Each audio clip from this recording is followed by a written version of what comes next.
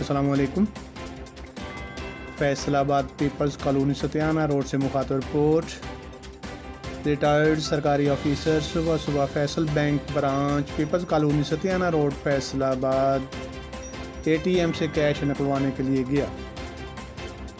इसी दौरान डकैत गिरोह ने वारदात के लिए पिस्टल निकाला और वारदात की कोशिश की।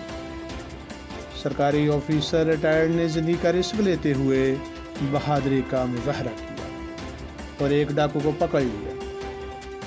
अवाम ने भी बारवा का साथ दिया और डाकू काबू आ गया।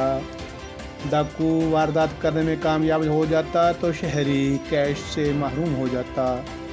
जिंदगी का रिस्क लेकर डाकू को काबू कर लिया गया। परेशान कुन अमर ये है कि 15 पर कॉलें की गई। काफ़ी देर के बाद 15 पर किसी ने अटेंड ही ना किया। बिलाखिर 15 कॉल को तो अटेंड कर लिया गया, लेकिन मील सवा मील का फासला। पुलिस 30 मिनट बाद आई। थाना बटाला कॉलोनी फैसलाबाद की नाकस कारकर्दगी परेशान कुन और अफसोसनाक है। अफसरान बाला नोटिस लें और गिरफ्तार डाकू से जदीद टेक्नोलॉजी की मदद से डकैत गैंग का सुराग लगाए और सख्त सज़ा मुमकिन बनाने के लिए हदायत जारी करें।